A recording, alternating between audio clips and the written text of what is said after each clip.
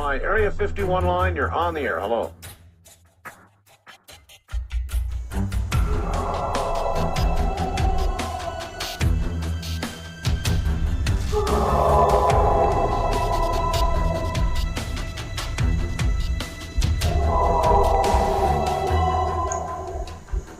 Welcome to the Blondes and Booze Paranormal Podcast, where what you've known as reality will be shattered by the truth.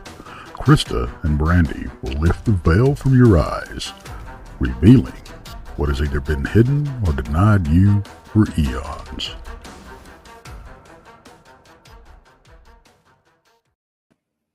Hey, hey, hey. Hey, everybody. Happy Friday. Happy Friday. Freaking Friday, remember? Freaking Friday. Yeah. We'll go with that. It's Happy Memorial Day weekend, and yeah. Hope everybody's safe out there, and, you know, if you guys got plans, be safe and don't drink and drive. There you go. Don't drink and drive.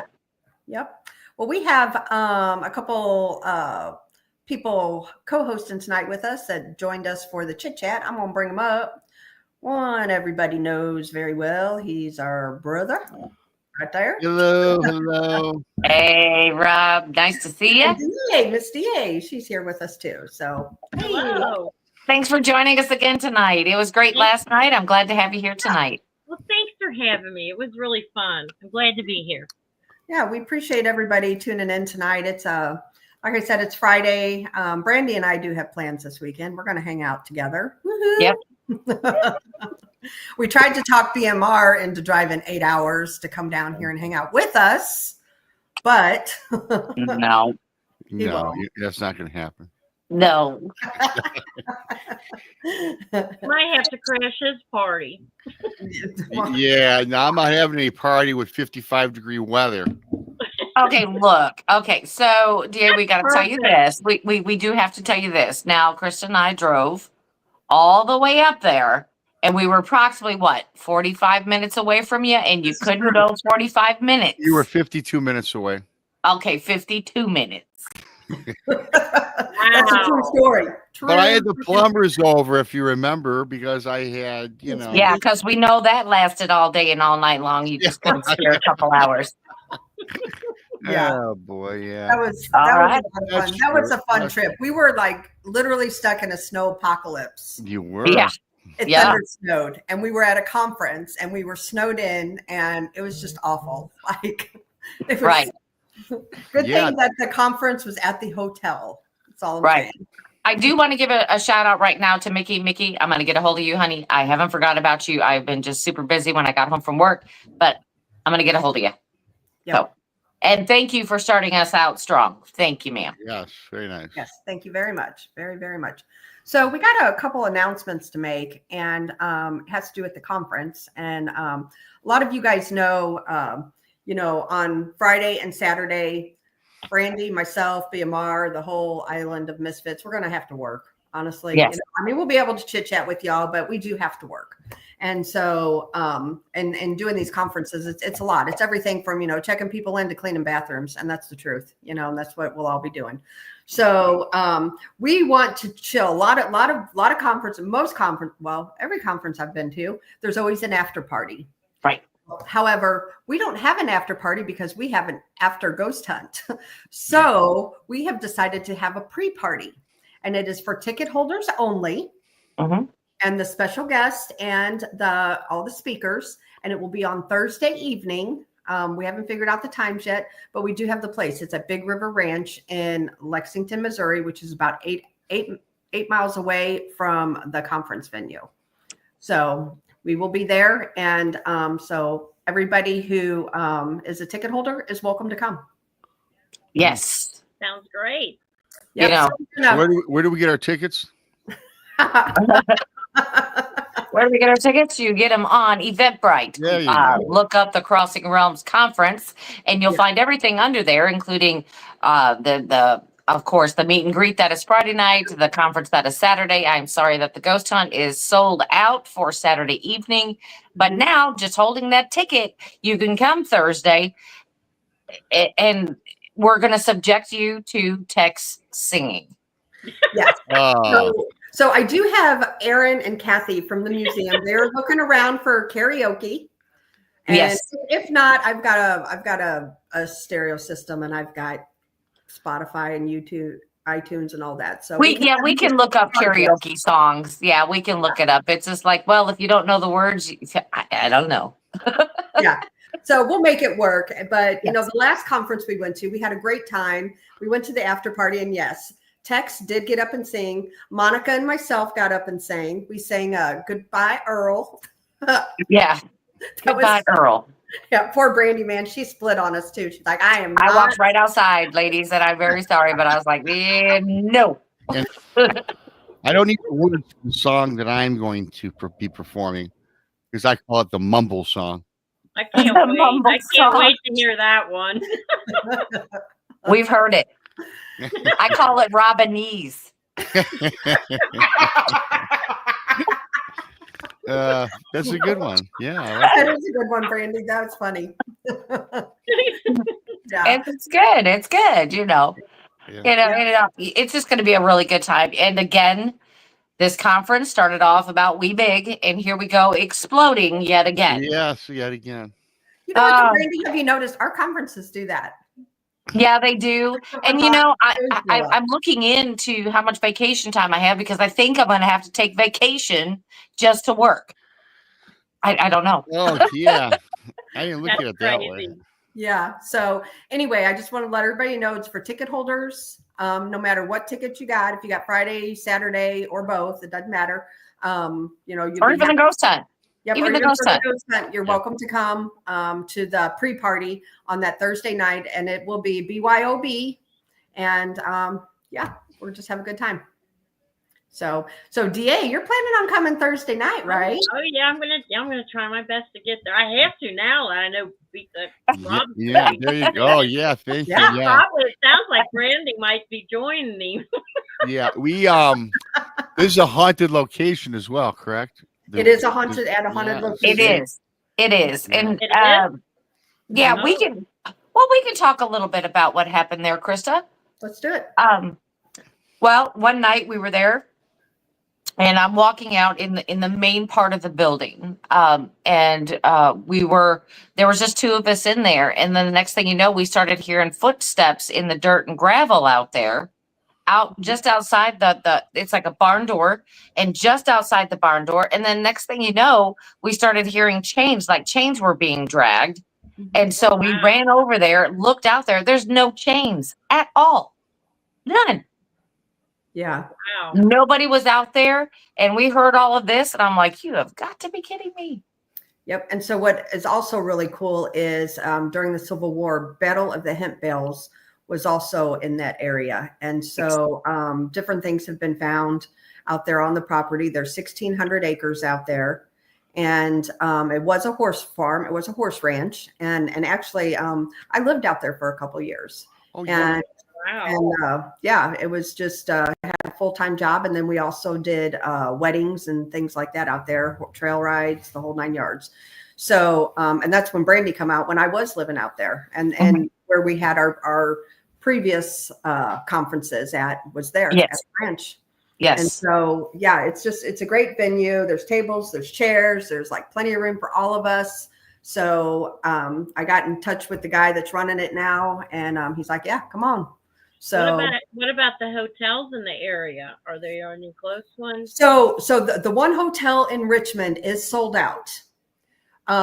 There is a hotel in Lexington by where this is going to be, and I don't believe they're sold out. It's called Lexi Inn. There's one I believe in Higginsville, which would be about 20 miles from the conference. And then there's an expensive one about 12 miles in Excelsior Springs, and it's called the Elms, and it's pricey. It's fancy. And it's haunted. And it's haunted too. Ooh, that sounds like where I want to go. Yeah, it's pricey though. It's a couple $100 a night. Yeah, Wow. it's pricey, but most haunted hotels are. Yeah. What makes They're it haunted? pricey. What's the history on that? So President, what's the president? Oh, come on, help me, Brandy. So there's a Hall of Waters there, and it's supposedly people could go get in the spring, and they could be cleared of diseases. And one of the president, Truman, He was actually at the Elms Hotel, which is what this is, when he found out he won the presidency. Oh, wow. Mm-hmm. So anyway, it is haunted. I've been there. I've never stayed there, but I've been there with a friend. They've got a great bar. So I've been there with friends and drank there. That's a plus. Yeah, I've been there and drank there. I found a nice bar in that area that doesn't have any windows. It stands alone in the middle of nowhere. It's all dark inside, my type of place. Hey, So you just described the ranch. So there's no windows there. You walk outside, it's pitch black out there, buddy. There ain't no light out there except the moon. Hey, And you know what?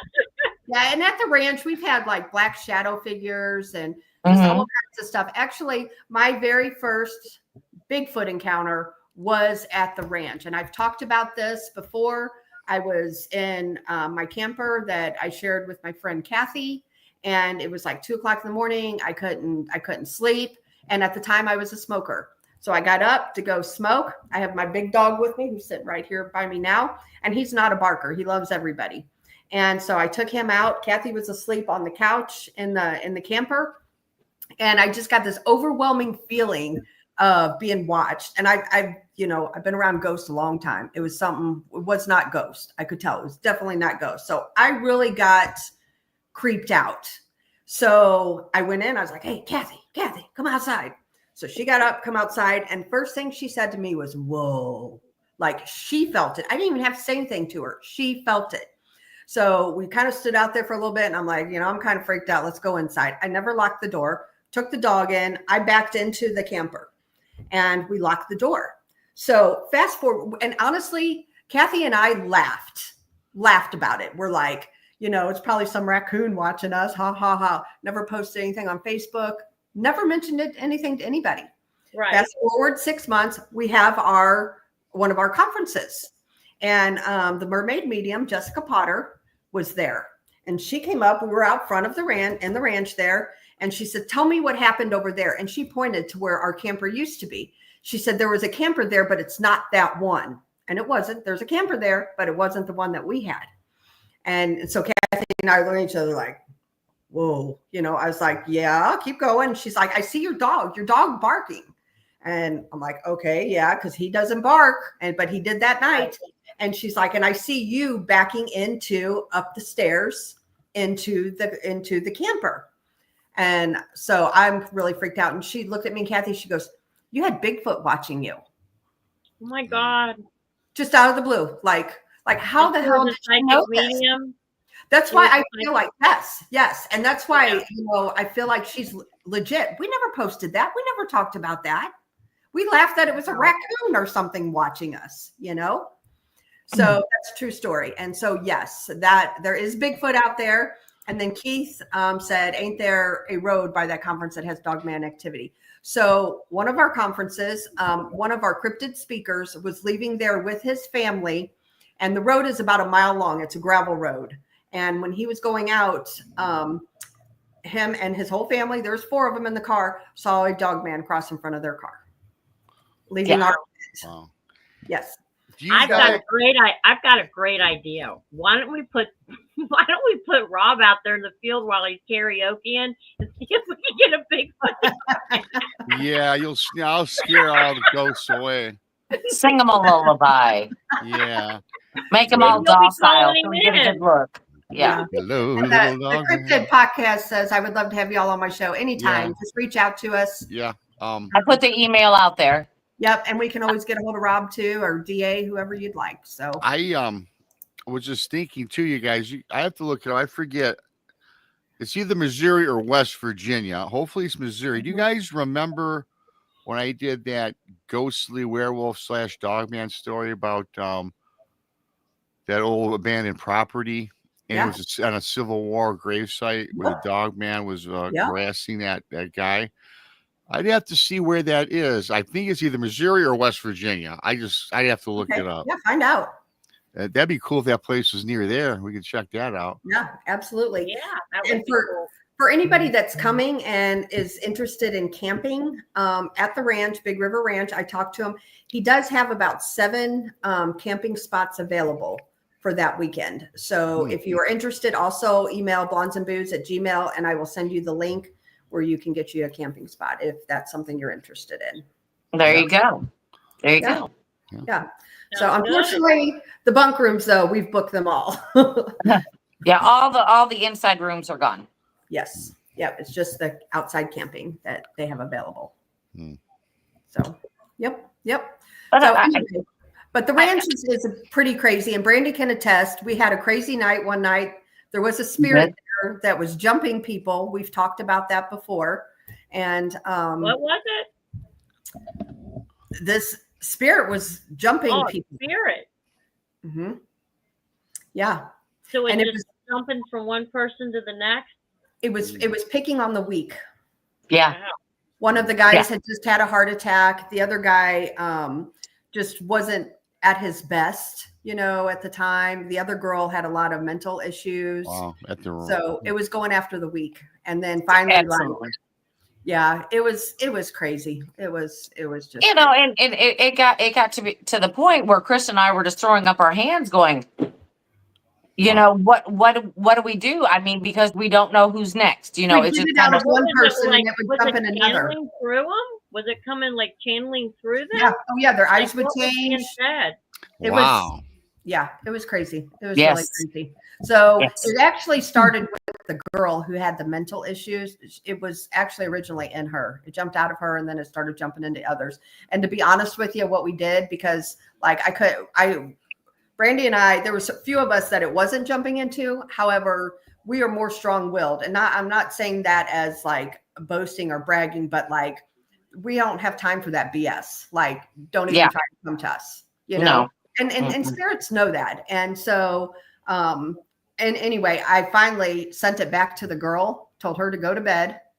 And that next weekend we came out, and then the guy that we do all of the big negative type hauntings with, he came out and took care of it. And that's what happened. Yeah. I mean, it was a really weird experience. And I'm trying to put this into words because, I mean, terrifying, not to me, overwhelming. Yes. I mean, Erin's, which you've seen her in our chat many times. She's been on our show, Erin Smith. Her and I bunked together that night because we were sleeping in different rooms. No, she was sleeping in her trailer. Remember? She was sleeping in the horse trailer. And I was sleeping in one of the bunk rooms. And she's like, yeah, what do you think? I said, come on, because I don't want to sleep alone. Yeah. Real quick, I want to give a shout out to Brandy Tata too. She comes to all of our events. She's a friend and she will be at the conference. So yes. Hi, she's got a daughter who is awesome. Yep. So anyway, but that's about the ranch. So that will be that Thursday night before the conference. If you're a ticket holder, a vendor, you're welcome to come to the Thursday night pre-party, we'll call it, I guess. As we extend the conference yet another night. It turned in to 3 days into at least 5. It's a week. We'll be meeting out there by Wednesday, huh? I'm gonna have to take another day off just to I don't know. I'm gonna be there Wednesday, and I'm not getting home until Monday. Right? I know that'd be a hell of a weekend.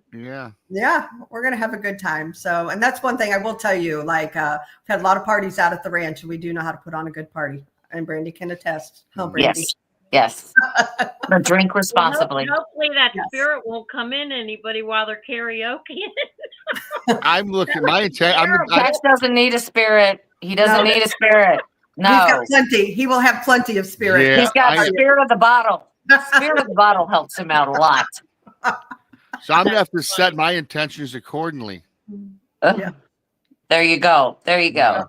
Yeah. But but basically, if you're worried about the ranch, don't worry about it. We've already had it cleansed and taken care of, so we're good to go.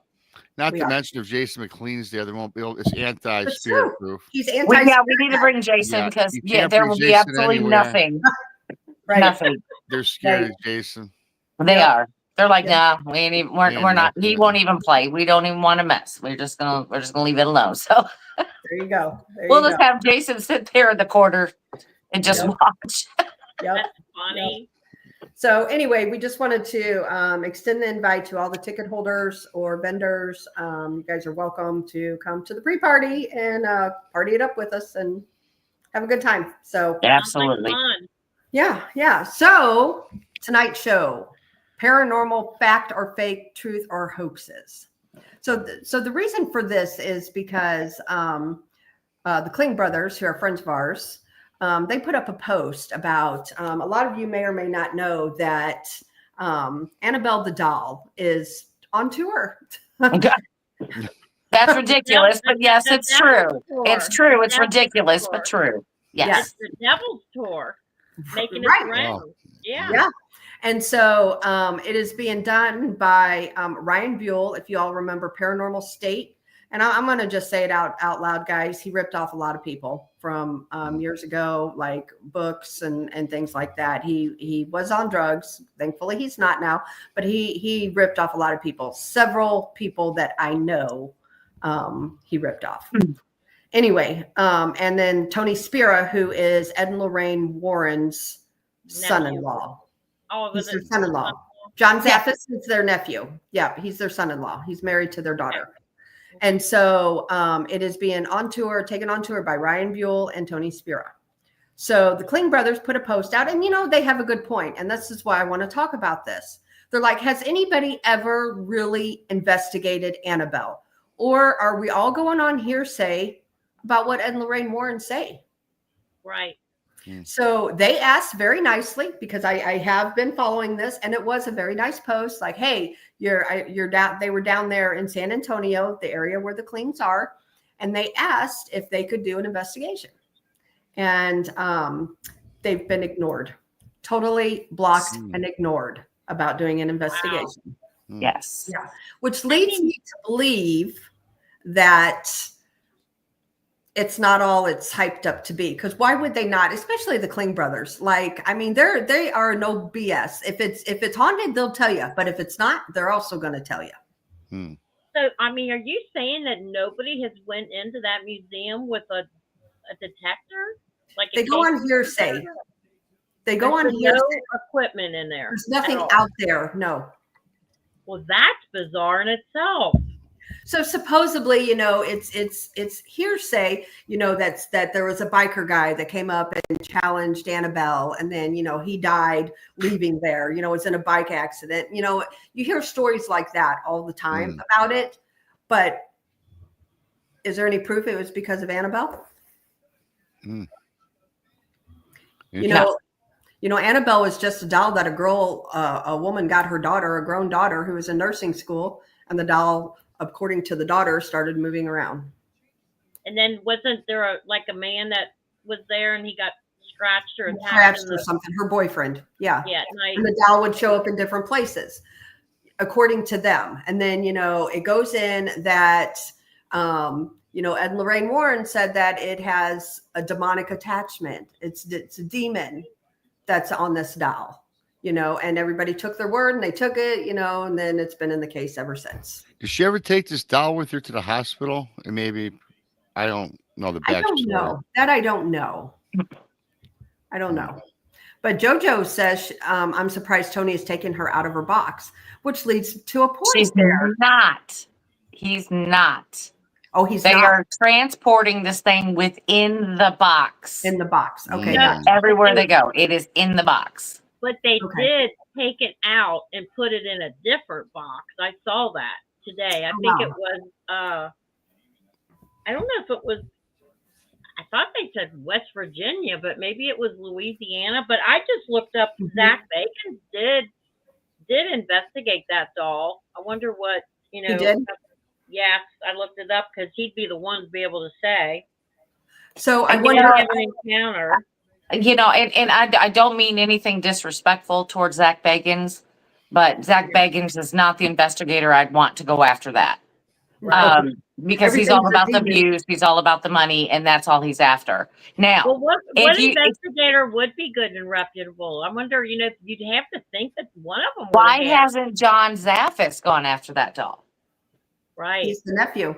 But see, he was at odds with all of them for a long time. And I think he still may be. You know what I mean? he still may be at odds with them. Yeah. I think, why didn't he go after that thing? Good question. Because I mean, he was the closest to Ed and Lorraine. He investigated with them. He done all kinds of things with them. Why didn't he go after that doll? Yeah. Or does he believe that it's haunted and doesn't need to? Yeah. And then Jojo says, apparently Zach touched Annabelle's leg or foot. You're not supposed to touch her, things like that. So a lot of this, I mean, it makes sense. I get where the Klings are coming with this. Boondock Mojo says, I heard the Warrens say when they took Annabelle home that they had to get off the interstate because the car started having serious issues like the steering wheel jerking uncontrollably. I mean, that was in the movie. I remember that part. That was in the movie, I believe. Yeah. Yeah. But I mean, it's all hearsay stuff, right? This is And coming I down. can't believe nobody went in there with a K2 meter. I mean, that's you can't get, they won't let you bring equipment in. Yeah. You See, can't I get think close that- enough. To the I Haunted think that Museum. is very questionable myself. Yeah. Yeah. They won't But allow like, you to bring that stuff in. if you can't question somebody, then that's a pretty telltale sign for me. Right. Well, that's what's That's happening. all I'm gonna say. Yeah. Yeah. Yeah. Yep, Yeah. exactly. So, a lot of people, here you go, Cryptid Podcast. I just put our email in again for you. A lot of people say that, a lot of stuff that the Warrens have done, they've hoaxed. And they are the OGs, like, They're the original ones, right? That's the first people I remember. Right. So, I mean, I hate to call them up. They can't speak up for themselves because they both passed. However, there's a lot I know that we can talk about, for instance, the Conjuring House. Yes. Brandy, you want to talk about that? I mean, the story goes, I mean, we've all seen the movie and how the Warrens were all involved in this and they were there throughout the whole thing. They weren't. Was this the one really quickly with the lost boy in the basement? No. Oh, okay. So what happened with this one is that, they were talking about this spirit being in the house, which was going after the children. It was going after the wife. And the story goes that they were having some sort of a seance at the table, and the wife got thrown backwards into the living room. And, and the Warrens were there, saved the day, that sort of thing, whatever. That's not the story that I got. No. And the one you got it from, Brandy, is Andrea Perron, who was the daughter, correct? No, the one I got it from was the caretaker of the Conjuring House. Oh, wow. Okay. Because I stayed there. I went there and I stayed there. And what he had said was that Ed and Lorraine came in. They did the seance now. They did do all of that. The wife did get thrown. But then the husband went to go pick up his wife, and Ed was supposedly, now I don't know, this is hearsay. Ed said, "Don't touch her." And the husband said, "Don't tell me I can't touch my wife." Right. And evidently he had hit Ed. Oh, wow. Okay. So they were forced to leave after that. And then Lorraine came back a few days later because all the stuff, all their equipment was still there. In the basement, everywhere was still there. And then Lorraine came back to the house a few days later. The wife opened the door, seen who it was, shut the door. That was the end. No more story. And the That's daughter told you this? The caretaker of the Conjuring House. I went and I stayed in the Conjuring House. Okay. However, you can see interviews of Andrea Perron talking about this. Yeah. She is the daughter that lived at the house at the time. Yes. Did you pick up on anything when you were there, Brandy? Gosh, there was so much stuff going around, but I tell you what, it was nothing demonic.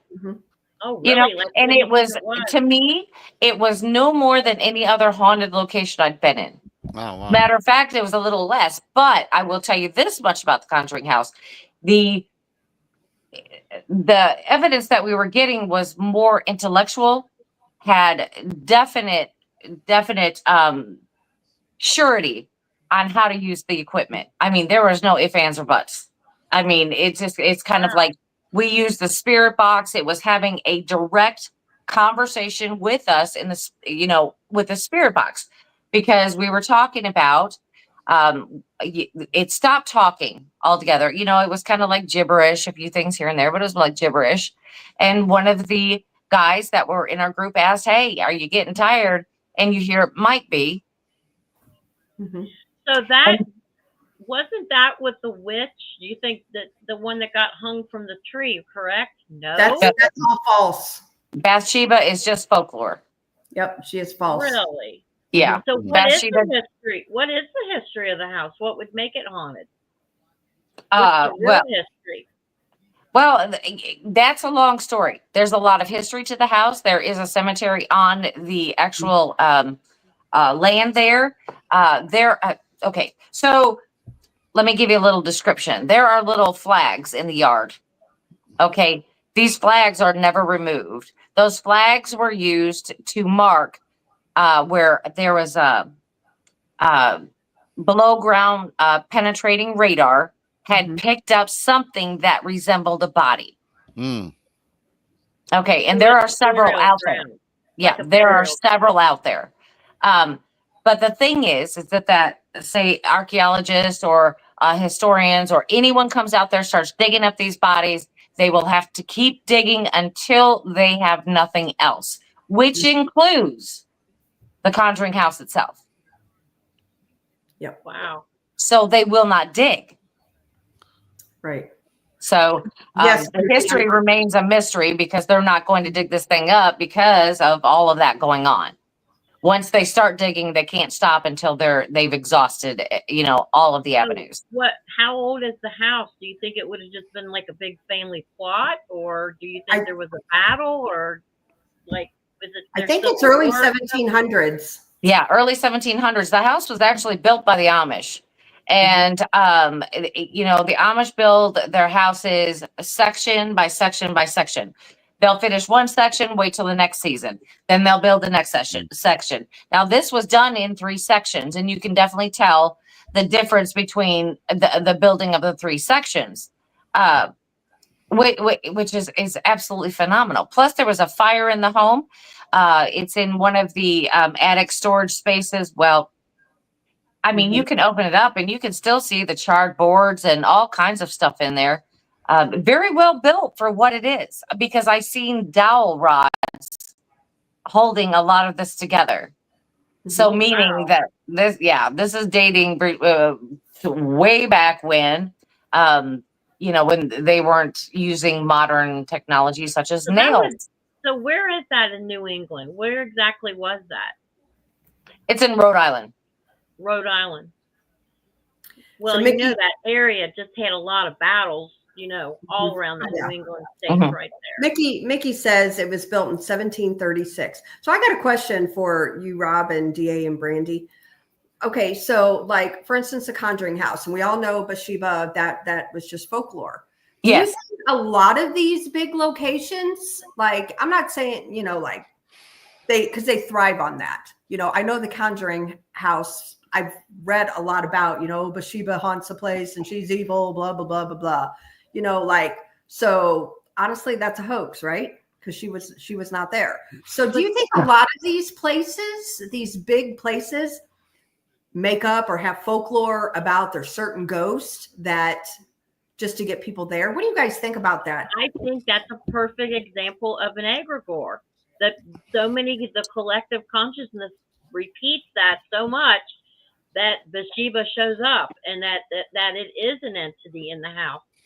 And I believe it's from people regurgitating that folklore, and it manifests into that. That's what I think an egregore is. Perfect example.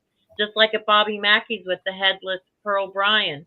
They never had any, historical facts that her head did end up there, but guess how many people have seen a headless ghost there, swearing it was her.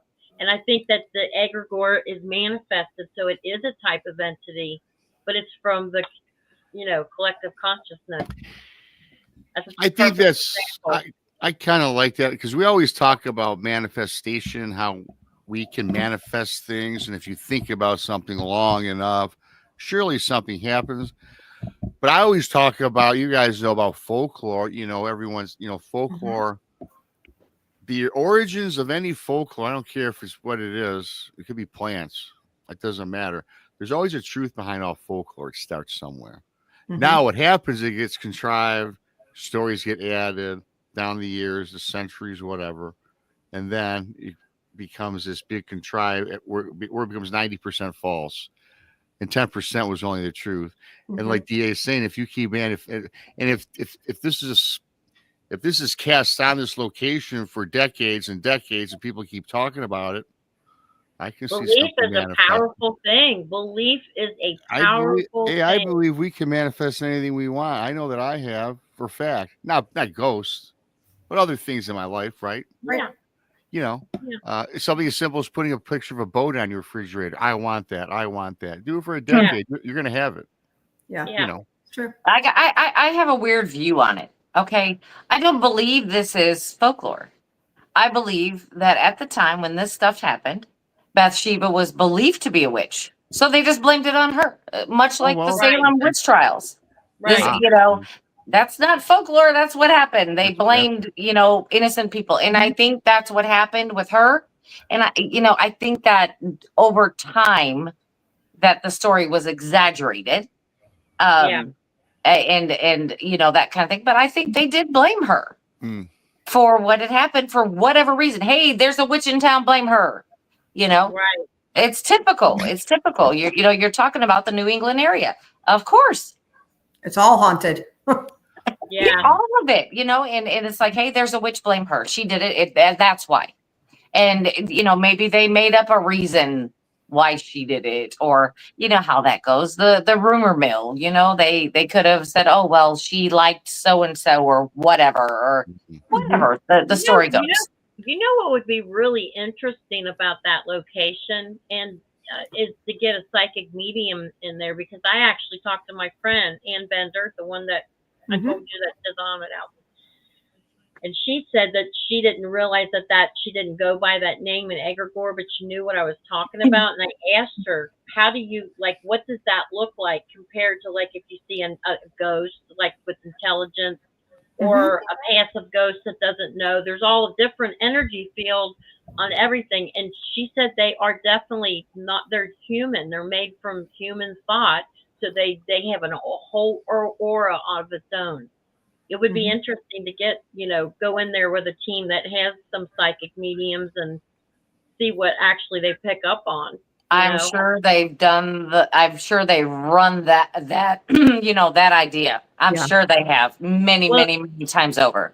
The thing about it, though, egregores don't disappear. You can't get rid of them until people quit putting the thought into them and quit talking about it. And then they don't have no energy and they just fade away. Well, that's much like any haunted, any haunted house, spirit, whatever you would like to say. Right. If you ignore it, don't talk to it, you do not get the power. Right. So let me ask you then, okay, so not just the Conjuring. There's so many different places the ex murder house. They say, the murderer's there. They say what the ex girl that killed her family, Lizzie Bordon. Lizzie Bordon. They say she's there. Is it just because of the crime? Is she really there, or are they saying that she's there to sell? I don't know why she would be there. That's what I'm saying. Why would I don't know why she would be there. Now she lived with the guy up at the ex murder house. Why would he be there? Right. Well, Lizzie moved across town. She lived in the same town. Right. I kind of think she could be there because of the heightened of emotion and how negative the encounter was. I mean, it even could maybe be a residual energy of the actual act that took place. That was pretty horrific. Yeah. So the imprint, it might be like a passive, like a passive haunting, not necessarily her being there. Right. Where did she die? The imprint that was left there, that was pretty gruesome.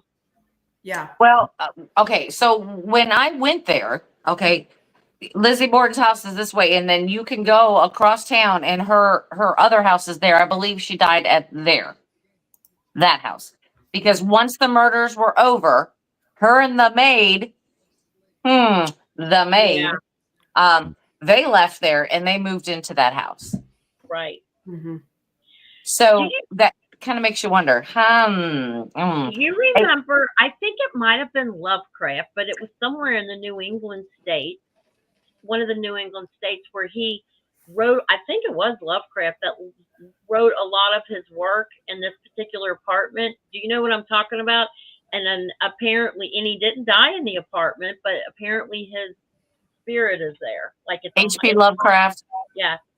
Yeah. Because he did so much work there, so his imprint and echoes are there. He didn't die there, but that would be kind of like. But he loved what he did, so that may have been his happy place. You know what I mean? Right. I mean, that's what I would want to choose. I would suppose. I mean, yeah. Let me ask you guys this: do you have to die I mean, that's someplace? good. No, dear, do you have to die someplace to haunt that place, or if you died on a train wreck, no, you go to no. I don't believe think you have to die there. You go wherever you want to float to. I mean, like I've done so many ghost investigations. They're there for different reasons, So why would you, as a ghost, visit a certain place? Okay, personal experience. Okay, I'm bringing it up. Here I am. Okay, so I've talked about it several times about my nephew passing away, right? Mm-hmm. He didn't live here. He'd only been gone for a couple months.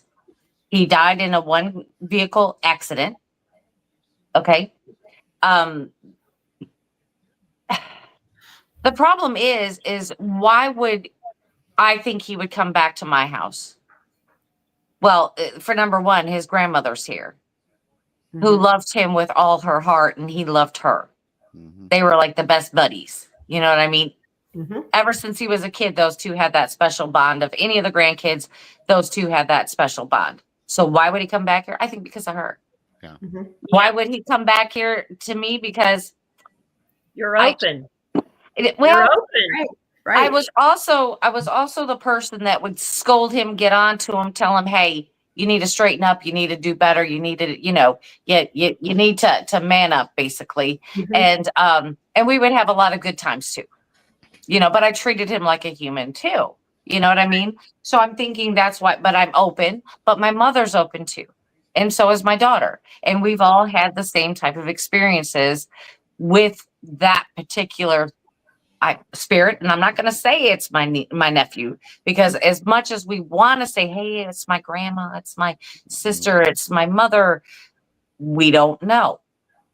Right. But the mannerisms of what had happened are the same thing that he would do while he was alive. Yeah. Yeah. So that's what leads me to believe that it is. Not because it says it's my nephew. It's the mannerisms of the things that happen. Right. So, I mean, I'm always careful because I don't let them just say, hey, I'm your great aunt. Really?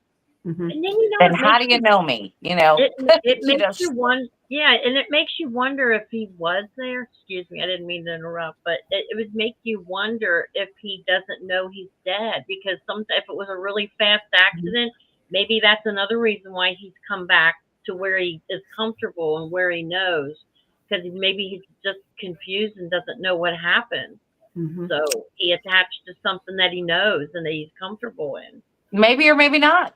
I have a belief that they come back and they do visit. They let you know everything's okay, and they go right back, to where they came from.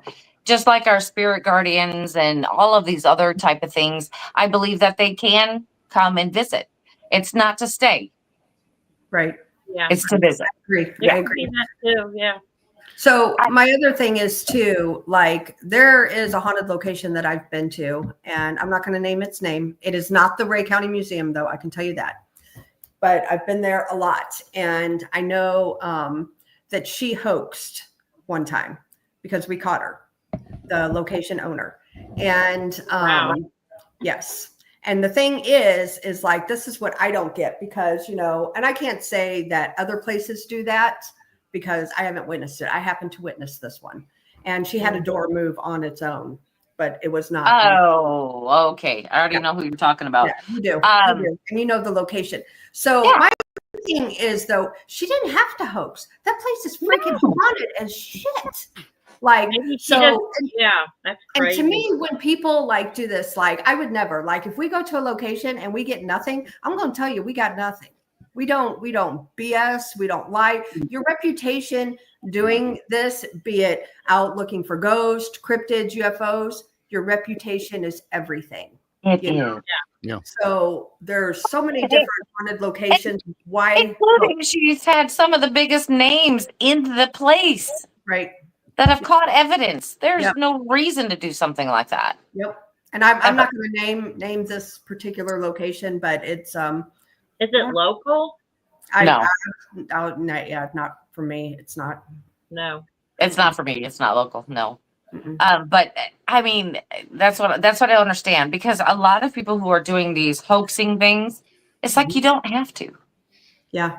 Well, and then a teammate, like, he like chewed her up and down one side. He's like, this is our team's reputation, and don't ever do that while our team is here holding an event. That's the thing. The place is haunted. She doesn't even have to do that because it really is haunted. I caught stuff up out of there that is like, wow. Yeah. So That yeah, and I just don't get that, and and we've seen a lot of like cryptid videos out there, people hoaxing and things like that. I don't understand why. I think do you remember the one cryptid video? They might do it to get the likes and the views. Maybe so. I don't know, but the one I can think of was, and it was proven to be not true. The guy, the Bigfoot that was sitting out in the field and the train was going by. yes, yes. Yeah. Yeah. I think wasn't that in Colorado, like out by Crescent Butte or something. That was so fake. You could totally. Yeah. It's by Crescent Butte, and I'm like, wait, why would Bigfoot even be there? There's no vegetation. There's absolutely nothing. It's an open field. Well, it's on the side of the mountain. Hanging out, watching the train go by. Because the altitude is so high. Yeah. There's no vegetation, period. It just doesn't. That is not a good habitat for anything trying to remain anonymous. Yeah. You know what I mean? Right. That's funny. So I was like, okay, and I'm sure everybody saw that. That was out on TikTok and Facebook, and it was everywhere. I was just kind of like, if you're going to make a hoax, at least try to make it, Rob, immediately not a hoax. Right, Rob. It'd be like me and you sitting out there on a rock watching the train go by. Right. Singing karaoke. Oh God, yeah. Right. I mean, the only thing that it was lacking is that we'd be waving. Yeah. You know what I mean? Yeah. I mean, it just, so I think there's a lot that goes on, and I don't understand why people do that. Maybe like DA said, for the views or whatever. Maybe so. I don't know. But to me, my reputation is more important than my views. And I know Brandy agrees with me on that. Like, we would never do anything like that. Oh my gosh. There are so many hoaxes out there that we have to sift through to find the real thing. And it's few and far between. Trust me when I say that. Yeah. I mean, I'm looking at it every week, and I'm going through all of this stuff every single week.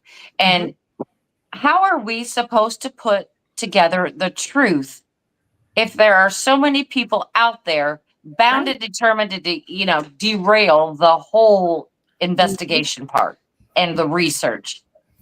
I'd be willing to bet 90% of stuff out there is fake. I would go 95. Well, that's what does suck, what even makes it worse is people getting so good with AI manipulation now. That it looks exactly real. Yeah. Now, are you going to spend the software to run through your program and debunk it? They're going to have that. They probably have it. Just like DA, what sucks as an author. If you have an idea, have AI chat write it for you and make money, and it writes in 5 days.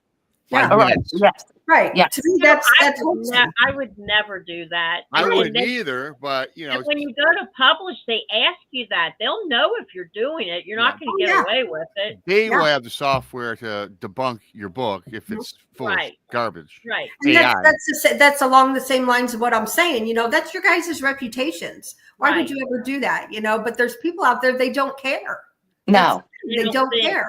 It's they're all not for a thinking it buck. through, right? They're Right. not really thinking that through, and it makes you wonder if they, because there's so many people that really are truth seekers and really sincere in what they're. It's like they're really looking for truth, and then someone will come along and just make it look like it's stupid and like you're, just blows it all away. Right. And that's what I just don't get it. I don't understand. I got a bad echo going. Do you still? Nope, it's done. Yeah, I heard it briefly too, but it's gone now. Okay. And you're like, That was really weird. back to the Annabelle thing. That would really, they're getting ready to come out with a movie. They're getting ready to come out with a movie, so it's kind of like the likes and the views. They're trying to drum it up, and I'm sure they're going to get paid handsomely for taking the devil's tour across the country.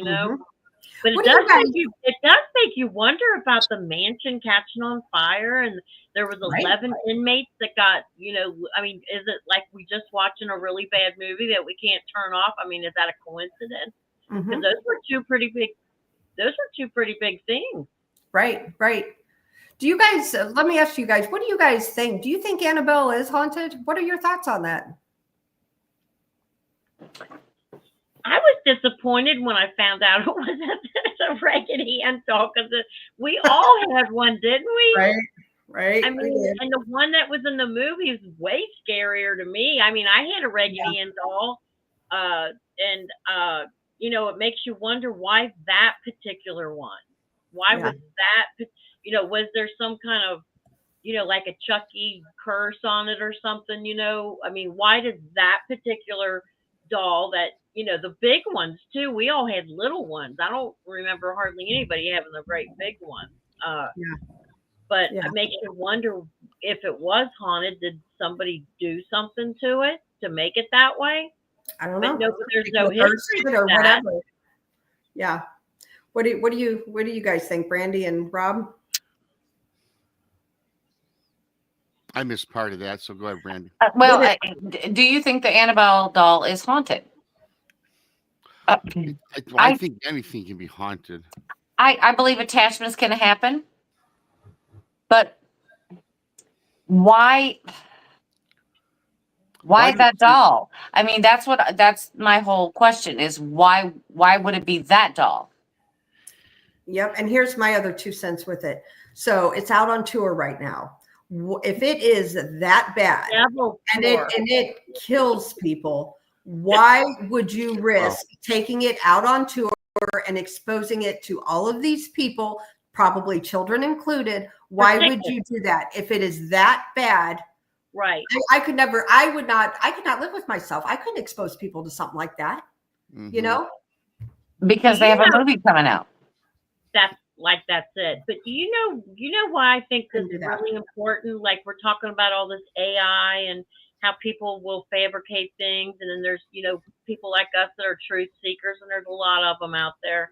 I think it's a time when you kind of gotta just tune into your intuition. And when I look at that Raggedy Ann doll, she does not look haunted to me.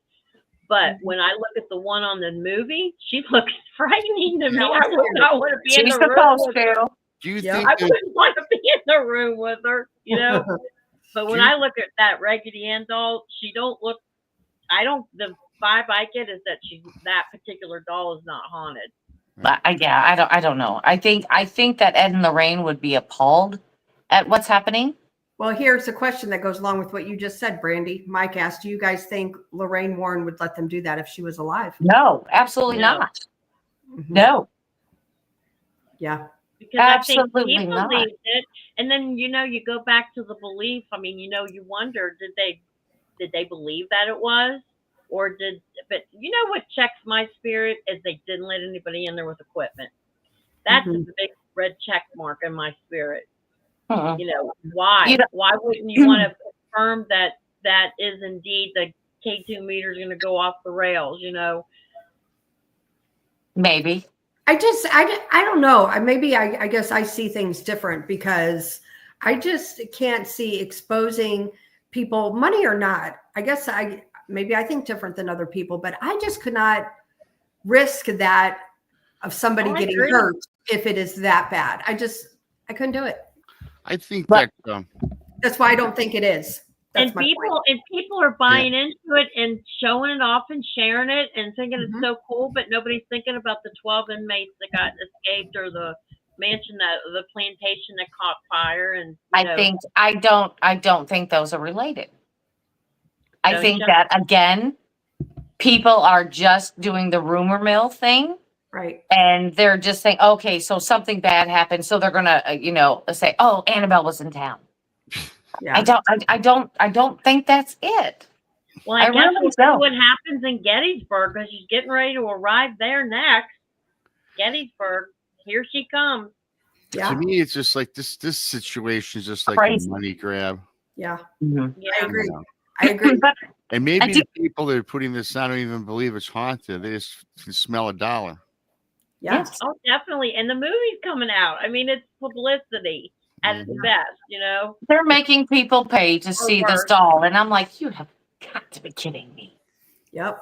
I like I what think, you know what I think? I think we should get the original, the Annabelle doll from the movies and take her on a tour and see what the hell happened. We might have, Sure, that might be there. the answer. That might be the answer.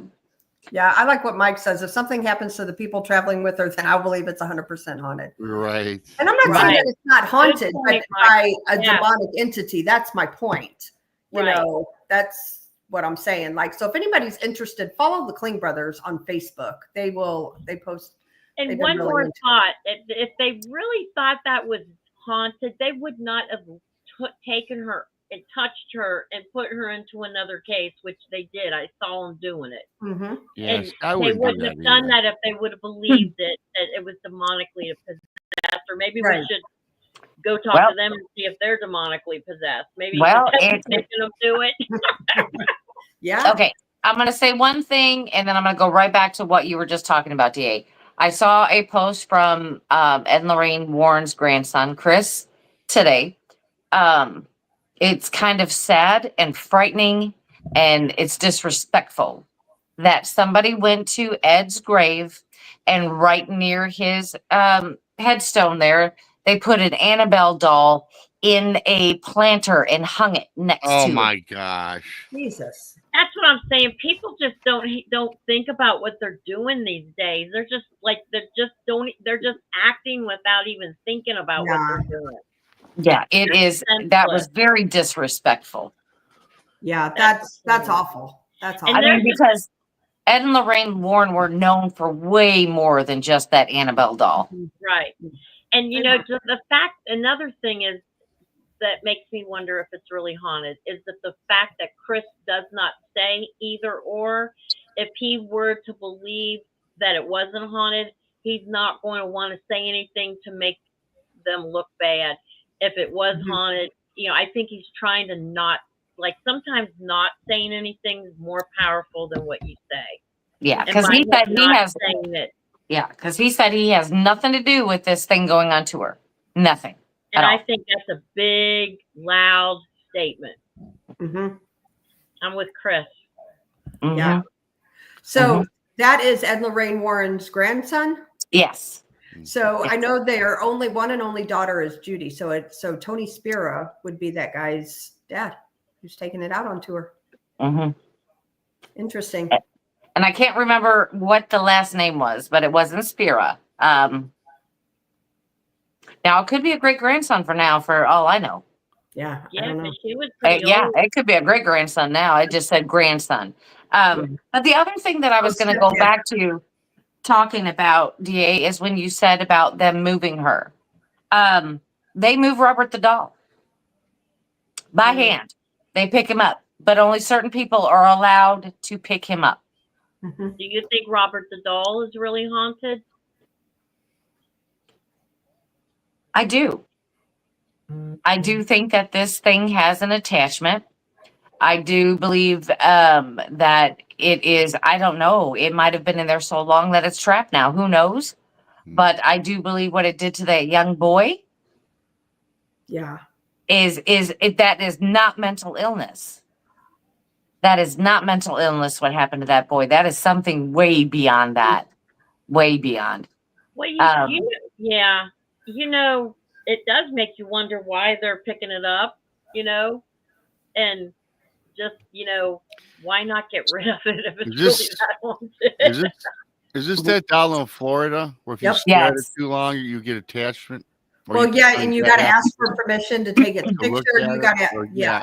They have a drawing, a mural of it on a building in Florida somewhere as well. Yeah, they have all Oh. kinds of stuff.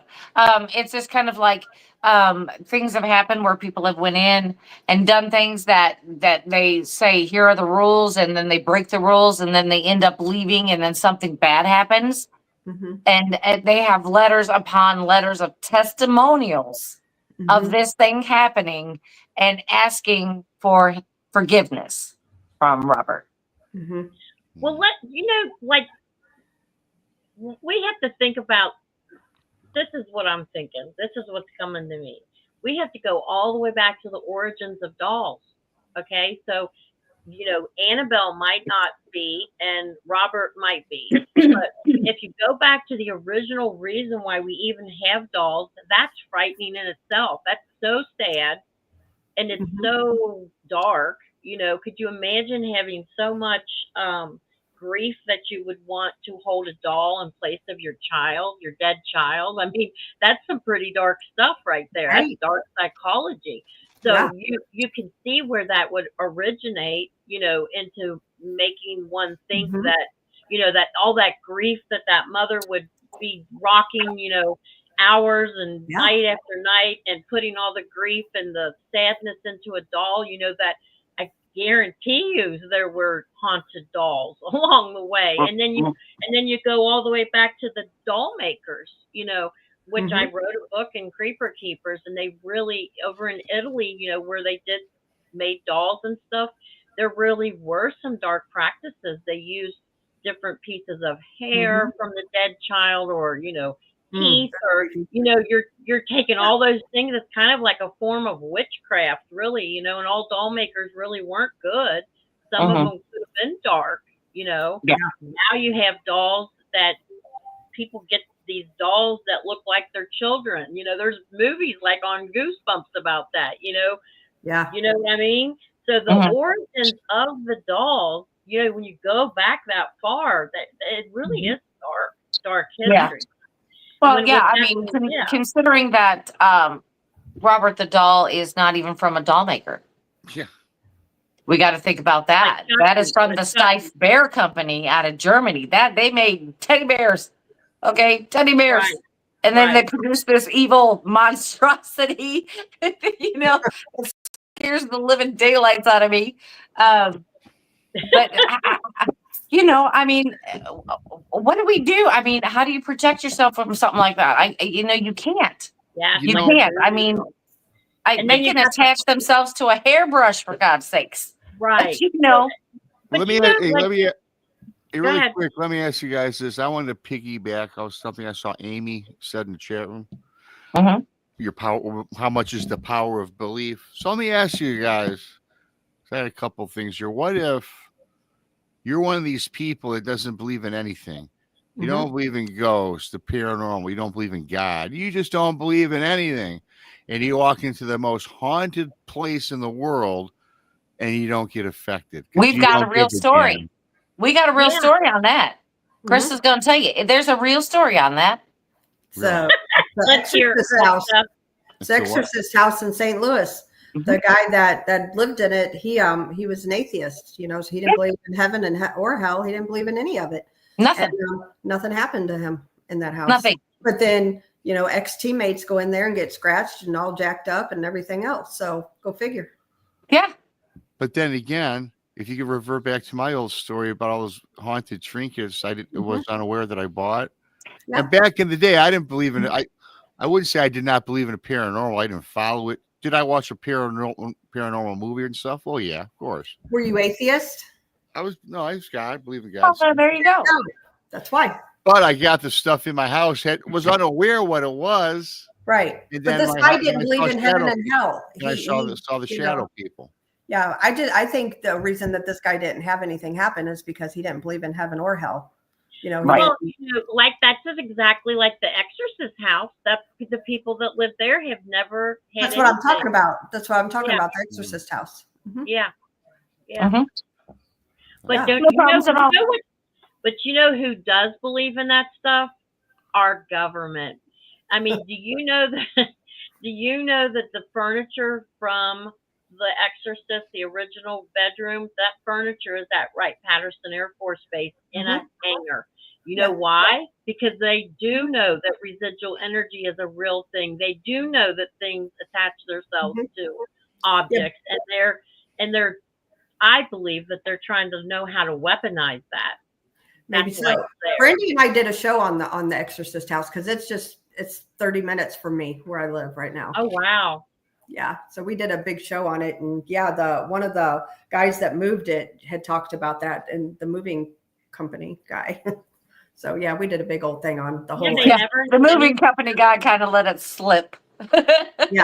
Wow.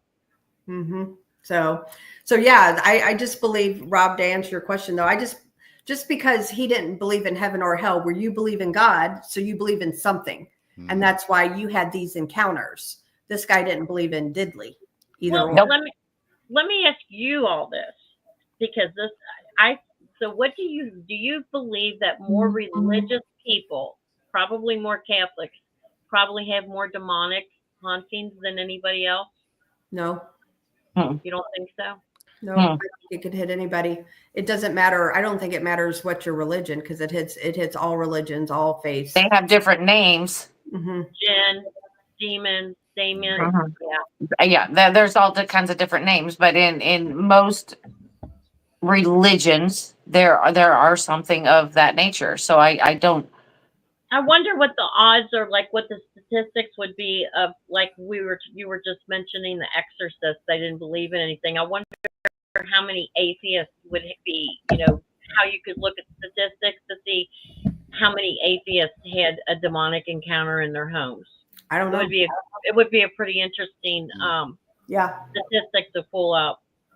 Yeah, Because belief is a powerful thing. It is. It is. But I believe that's why Rob had his encounters, because he does believe in God. Not that he necessarily believed in the paranormal, but he believed in God. And that's why he had his encounters. Right. And Rob definitely wasn't looking for that day, from what I remember, right? Yeah, I wasn't looking for anything. I was just...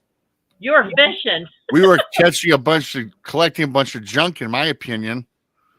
Put out one day, and we had the stuff collected away for like a good 2 years almost before we finally had all this stuff and we made the rooms. Then a week after the rooms were set up is when I started seeing weird stuff out of the corner of my eye, then a big shadow in the one dark room that I had, and then the wife, I never told the wife, and she was seeing the same thing. And then one day I come home from work, there's like a psychic medium or whatever in the house that found the source of what we were experiencing from that room, from those objects. Now there was like hundreds of objects, you guys, literally a lot. Every cabinet was filled with stuff. Which one was it? I don't know. So I threw it all in the garage. Right. And then it went away. Until I visited the garage, and there it was. Yeah. And then what about your Bigfoot encounter, though? You weren't looking for that. Nah, I was just out looking for some fish. I know, that's what I'm saying. You were just fishing. You were really fishing. I really was, yeah. But had you ever really thought about Bigfoot before that? I mean, well, growing up, I was a monster guy anyways, and I knew about that way before, in search of mostly... I even looked up books as a kid when I could, try to read it. So I always liked Bigfoot. Thought it was probably something out there. Yeah. But I never was a researcher, or I didn't hell, this is all pre-internet mostly. Yeah. Yep. Mickey asked something here, and let's move on to this house here really quick. Let's see. Says, do you guys think Amityville was a hoax? What are you guys' thoughts on Amityville? I don't think it was. No, I don't think it was a hoax. And that was another one of Lorraine and Ed Warren. Yeah, I don't think so. I mean, of course, everybody talks about the Lutz family because that's the one the movie is about and blah, blah, blah. But you have to back up and talk about the Defoe family. If you talk about the Defoe family, They were the evil people. Yeah, they weren't very nice. And I think they manifested a lot of this and invited this stuff in, not knowing they're doing it. I think that they really, really started this. That the Lutz family was just Do you victims. think they were into They're the occult? Brandy, do you think they were into the occult? Well, I Defoe think they murdered were into everybody, some right? things. Some things. And it wasn't on the light side. I'm just going to put it that way. Like I said, from what I remember, the father was dabbling in something, wasn't he? the family. The whole family? The family. Of course, they would use Ouija boards, hold seances. They would do that whole thing within the house. But the dad was not a nice guy. Yeah, he was. I think he was abusive to his children and things too. Yeah. Was Did he he have always like a mob connection or something like that? I think there was. Yeah. I think there was something like that back in the story of that. Right. But it just wasn't a nice family. Yeah, and I don't want to say that word out loud, but I put. But it up yes, That was yes. pretty icky. that happened. Yeah. There was not nice things. And I believe they are the catalyst to everything that happened to the Lutz family. I believe it. Yeah. Now, So I don't believe it's a hoax. I remember seeing something about that whole particular area where Amityville's home was, and there was a lot of, again, bloodshed in that area, and a lot of the houses are really haunted, because of that. Yeah. Could very well be. Real quick, Jojo says, "Is that the house where you see the boy standing at the top of the stairs?" Yes. And Yes. that's an Ed and Lorraine Warren picture. I do believe. I That got was one for you. I got one for you. What about the Bell Witch? Oh, Let's talk I about don't want to talk about Witch. her. Come on now, Brandy.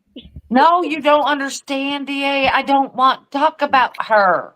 We watched Martin Groves get hurt talking about her.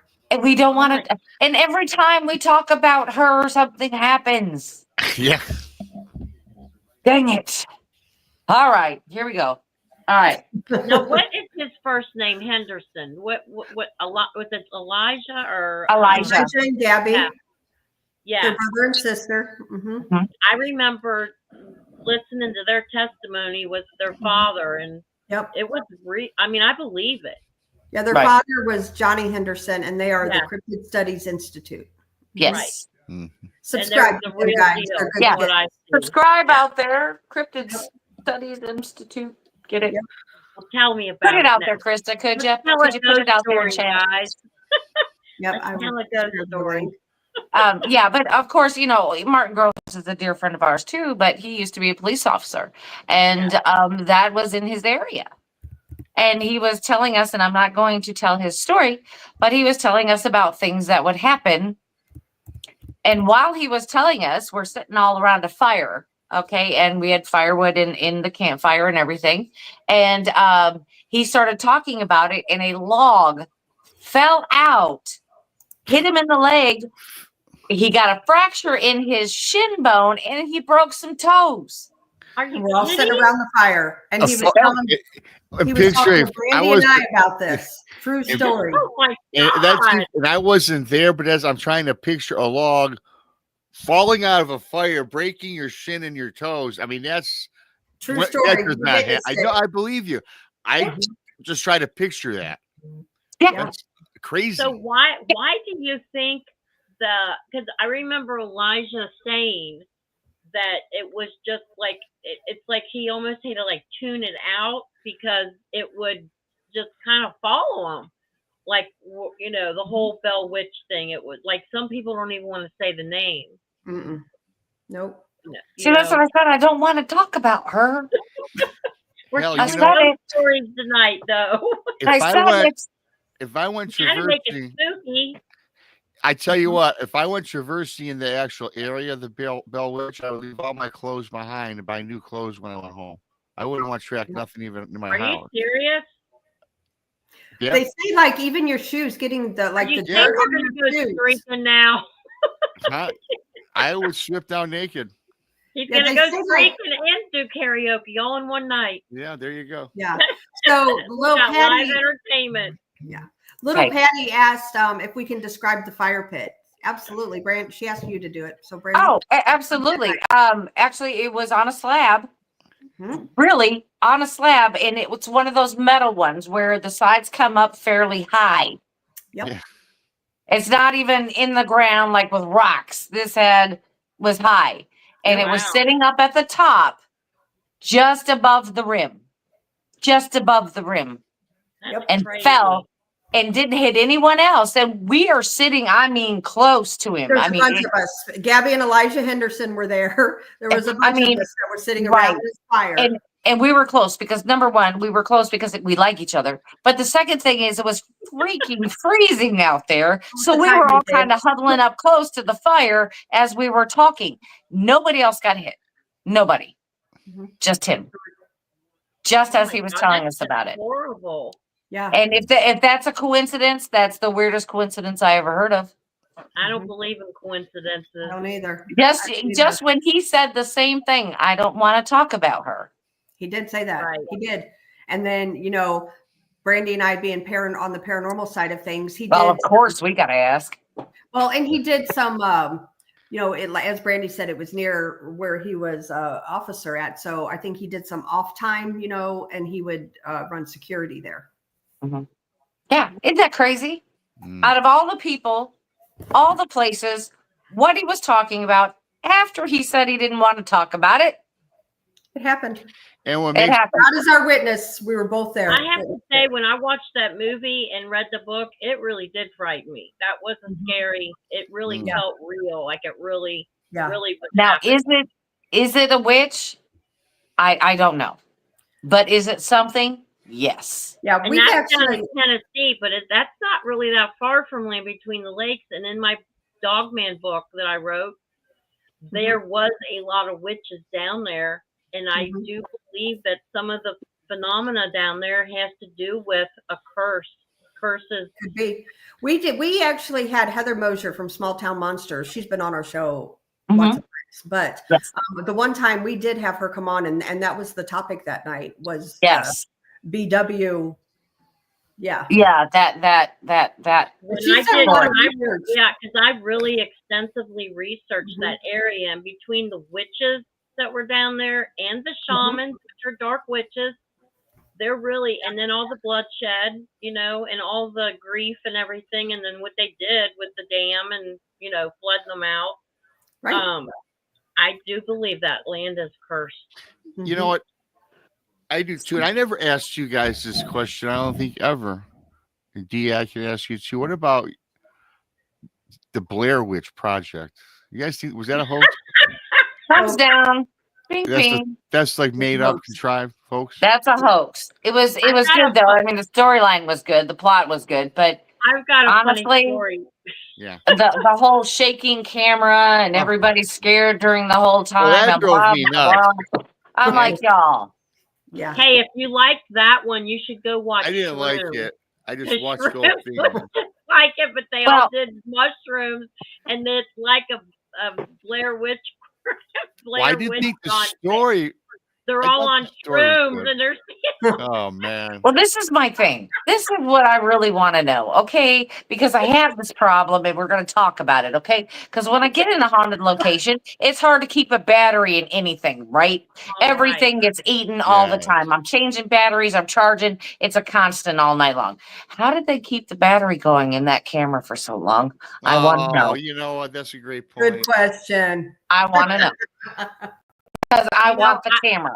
I Okay. actually saw that movie in a drive-in, and we had all our teenage kids were driving at the time, and we had our sit in the back of the pickup truck, and it was a beautiful July night, and I had a couple beers that night, and I laughed my ass off so loud.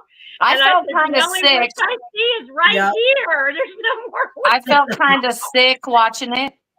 Oh, I did. thought it was Just funny. because of all the movement. I'm like, God, I'm feeling like I'm Yeah, like, what's I don't wrong? know. I'm having motion sickness and I'm not even moving. Yeah, It really felt like that. I thought it was great. I laughed my ass. There is another one. There's another movie, kind of like it has the same type of photography, and it's an alien type of movie. And for alien type of movie and the whole doomsday thing, it was kind of cool too. And I can't remember the name of it, but yeah, it had the same type of photography. Yeah, I felt sick after that one too. There What was about another the one in a movie- cave, and it was like that. It was inside the cave, and they were over in Europe, and it was like all over the place. I can't watch this. It's too much like the Blair Witch. There's much. another one. But it There's was in a another cave. one. It was worse. Yeah. Well, there's another one with the house. Now, do you guys remember this? And there's like 3 parts to it. And it was a house, and these people move in, and they're cameras inside film. I think it was fake too, but I can't think what the hell it's called. If anybody in chat knows what I'm talking about. Yeah, put it up there. About, Brandy? Cloverfield. That's the one with the alien one. Sorry, Oh, Cloverfield. yeah, is that the was- alien. Yeah. Now we need the one that Chris is talking about. You know which one I'm talking about? Yes, In but that I can't movie. think of the name. They made like 3 of them, and it's supposed to be at the house, and then at the end she's all like she murders everybody or something. Paranormal Activity. Thank you, Mickey. That's it. Thank you. Thank Oh. you. I'm gonna say something in their defense. Do you know he did that whole movie on $10,000? Yeah, I remember. I read that. filmmaker. And You I can love tell. that he did that on $10,000 and he made millions. I thought it was Yeah, brilliant. Yes. Yep. Yeah. Okay, Just so goes to show you. I want to bring up. Oh, what are we reading here? Says this is why it's a bad idea to take an electric vehicle to a ghost hunt or a Bigfoot hunt. LOL. The battery's great. Oh. Yes, Right, little especially Patty. me. I better have a backup and have gasoline in it. Mhm. It's called The House in Between. Mhm. Okay. I don't know if anybody had seen that or read up on it. And this is a house in Mississippi. And this woman had bought this house. It was her and her husband, right? And he had passed away. And it was her dream home. So she didn't want to leave it, but she was having all of this activity going on in the home to where she couldn't even stay there. Wow. So this is what gets me. This is the thing. So all of a sudden, okay, they started a paranormal team came in, and then they were having overnight ghost hunts and all this other kind of stuff, and she wasn't staying in the house. And then Steve Gonzalez comes in. I know what you're talking about. I know And this he one. does a documentary on the house, and then he does a part 2 with Dustin Perry. Yes. And then all of a sudden the house is cleansed and she can now live back in it. Yes. I know exactly what you're talking about. Yes. Mhm. Do you think it's a hoax? I think she just wanted some tall, dark, paranormal investigators to come into the house. Maybe. Possibly. Maybe tried to get the attention of Steve and Dustin, because look who came. Well, if she got one of the biggest names in the biz, Mhm. I mean, why not do it? Now, some of the stuff, I don't think Steve would put something out there if it wasn't True. for real. Yeah. I believe that too. But I mean, I don't think they he just would. didn't get cleared. I mean, Mhm. it could have been. Yeah. Yeah. I don't know. A side story on Steve Gonzalez. So I went to Scarefest and spoke there in Lexington in 2022 in Lexington, Kentucky. And Steve and Tango were there, and Jason Hawes, they were all there. Anyway, Steve was so drunk that we had to hold him up. I got pictures. He was having a great night. Just saying.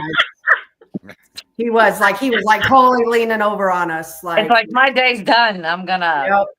He's fun though. He's such a nice guy. He really is. right. I'm with right. Brandy though. I don't think he would hoax. He's not a hoaxer. don't think he Neither is would, though. Dustin. I don't believe But I mean, Dustin. but really, things do get cleared. Maybe they just cleared it out. Yeah. Because okay, so Dustin and I were Dustin Perry we were in Ashmore Estates. Mhm. And there was a couple other people with us, and we're all kind of sitting there, and we're like, well, let's try an experiment. Let's see what happens. And I do this at some of our events too, because I find it kind of fun and interesting. We'll pick a topic, and we'll sit in a circle, and everybody will take, a few seconds and say something, and then we'll wait like 15 seconds, then the next person will say something. We Well, did that at Malvern too. Yeah, we did at Melbourne, and we had good results on that. Okay. So what we'll do is we'll just keep going with different things, such as we started off that night with cookies. And everybody in the circle named a different cookie. They waited 15 seconds in between, and the next person would say a cookie and a cookie and a cookie. Well, so we did it, and we went around. Mine was oatmeal cookies, and we kept going around. And then when we got to the end, then we went back and we listened to the audio. Mhm. So it went back, and as soon as I said oatmeal, and then you'd hear another voice going, oatmeal. Oh wow. Yeah. And it was like we did the same thing at Malvern Manor, same issue, except we did sports. Mhm. It went all the way around till somebody said baseball. As soon as somebody said baseball, we heard a voice. Yep. Oh, wow. So it's like a trigger measure. It's starting a conversation. I have this theory that they're not going to interact very much with you if you say, hey, do you know you're dead? Right. Yeah. What's your name? What year is it? You know, what they're I- stupid You stuff. know what? You know what I think would be really cool on an investigation, because I think the universal thing that everybody has is music. Has anybody? Have you all ever used music? I Yeah. think that would be so cool. Oh yeah. I bet you get a lot of feedback on that. Yeah. I mean, We can you imagine not ever hearing music and being dead? Like if you I love think that- music. They broadcast music into space. yeah.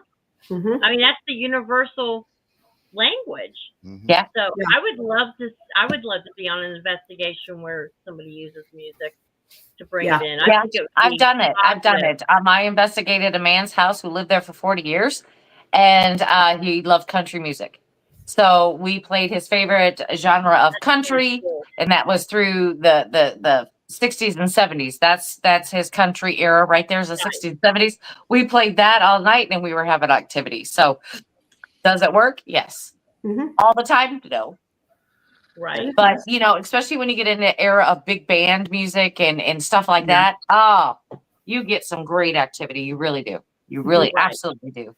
Yeah. But Mickey the only G says problem aliens is, like Metallica. yeah, the only I like problem Metallica is, too. I'm with the aliens. all right. But the only problem with music though is you can't use any type of audio. You know, because you're going to have to just chuck Right. that up to the waste bin because it's not going to work.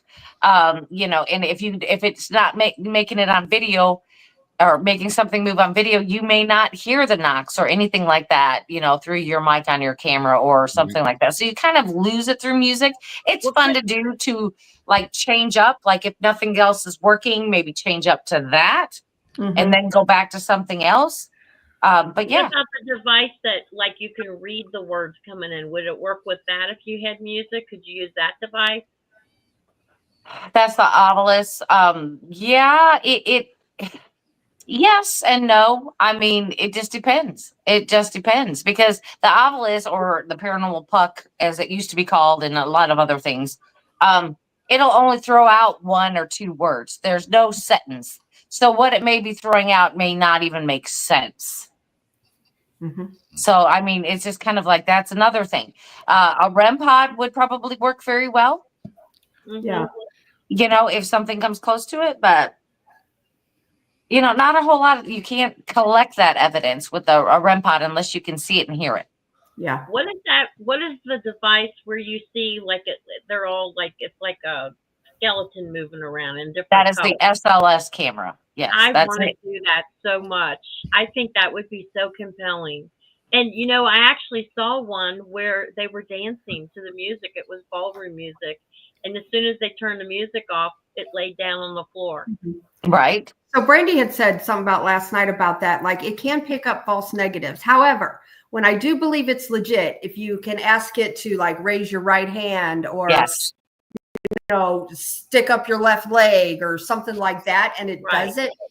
to Or me- sit down, stand up, do you know to me, that it's kind of okay. thing? Then make You me got think a little I bit. think like that would be so cool to do in the woods too. Like we were talking last night Sure. about, you know, how it could be all kinds of different things, and there could be spirits of Bigfoot, you know, that once walked the, you know, the forest, and maybe maybe that we could get something on that. Those are a little bit hard to use in the woods because it's going to try Too to vast. it's going to try to hone in on a tree and make it look like. And then nighttime sounds and stuff too. I just think different Well, things. no, the SLS camera, yeah, it's going to try to hone in on the bushes. It's going to try to make something into nothing because we all know that it's made out of the old Kinect, where that is just an old game system that used to follow your movements. So that's exactly what it's going to do, and that's why it's probably not a great idea. Maybe the thermal imaging would be better for the woods. Oh, for sure. Yeah, that or infrared. I mean, either or. I mean, they both work.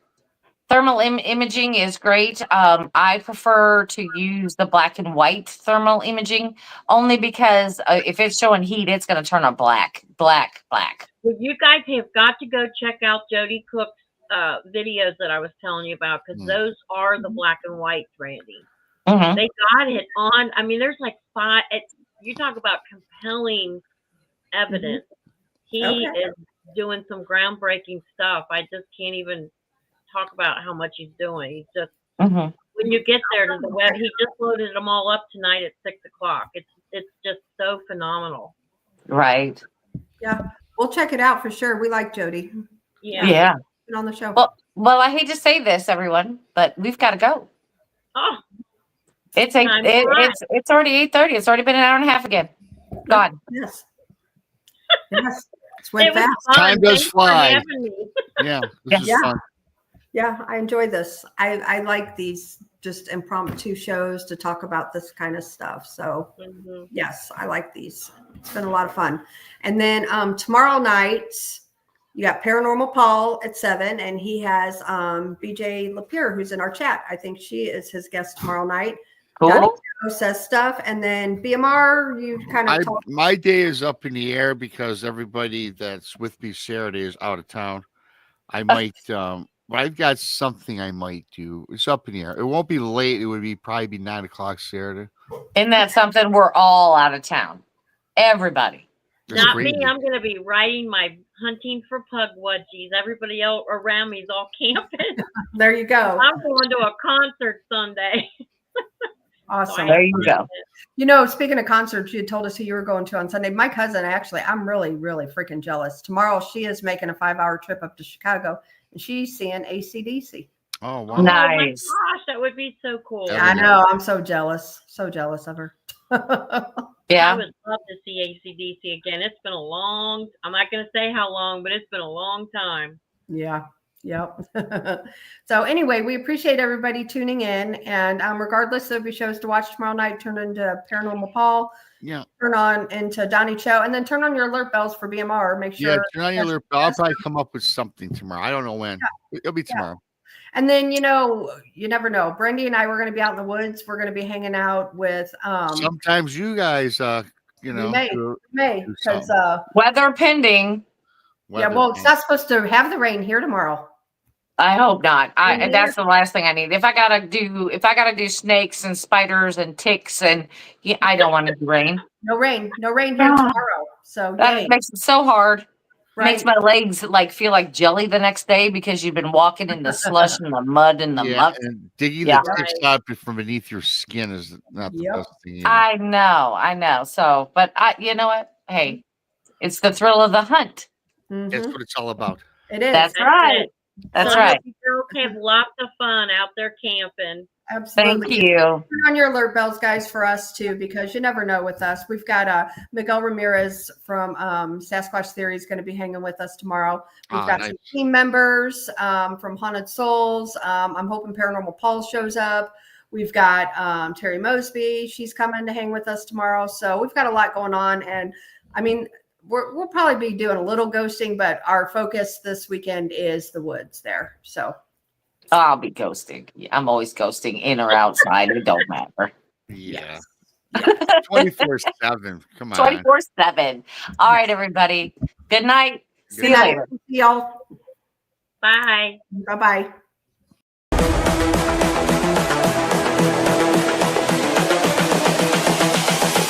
This is the future.